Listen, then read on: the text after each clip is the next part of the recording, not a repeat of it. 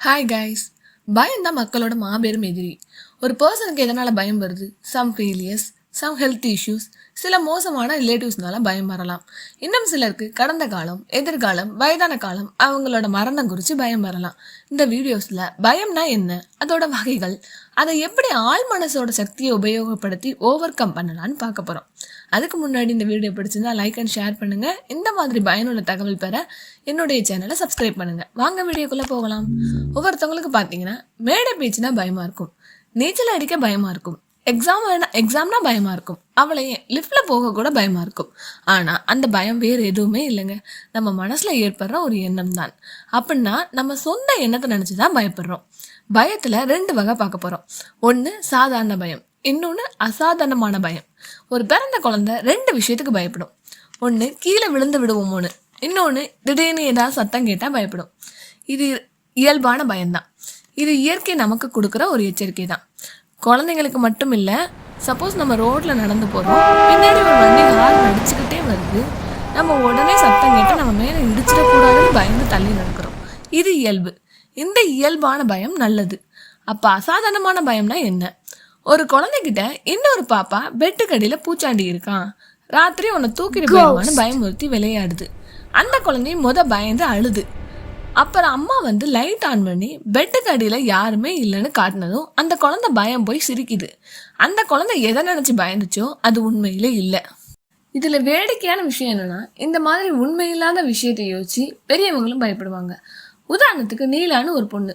அந்த பொண்ணுக்கு ஃப்ளைட்டில் போகிறதுக்கு ஒரு சான்ஸ் கிடைக்குது.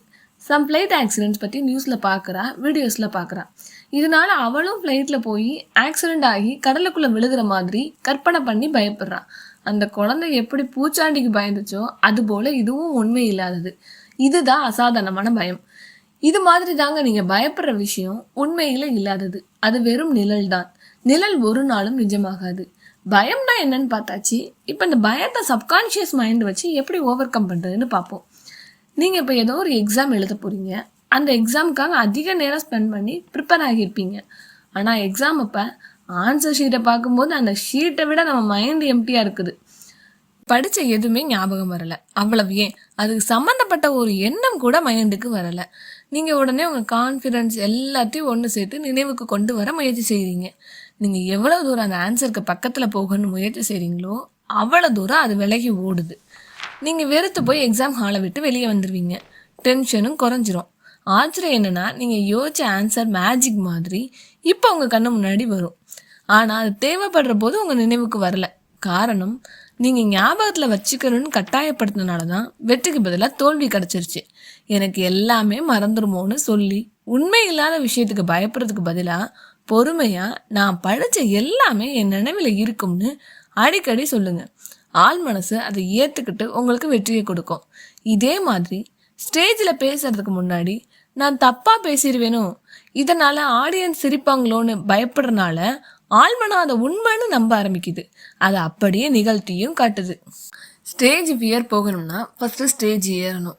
நீங்கள் ஸ்டேஜில் பேசும்போது உங்களுக்கு கை நடுங்குது, வார்த்தை மாறுதுன்னா நீங்கள் வீக் கிடையாது, நீங்கள் டெவலப் ஆக போகிறீங்கன்னு சிம்டம்ஸ் தான் அது. எனக்கு பயமாக இருக்குன்னு சொல்கிறதுக்கு பதிலாக நான் ஒரு கான்ஃபிடென்ட் ஸ்பீக்கர் ஆக போகிறேன்னு சொல்லுங்கள். உங்கள் ஆள் மனசு நம்பும்.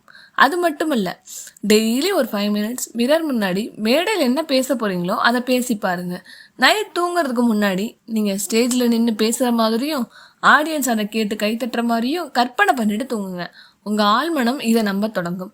கற்பனை செய்கிற மனசுக்கு அடைய முடியாத கோல்னு எதுவுமே இல்லைங்க. உங்கள் ஆழ்மன சிந்தனையை மாற்றினீங்கன்னா உங்கள் வாழ்க்கையே மாற்றிடலாம். ஏன்னா fear is not your enemy, it's your hidden power.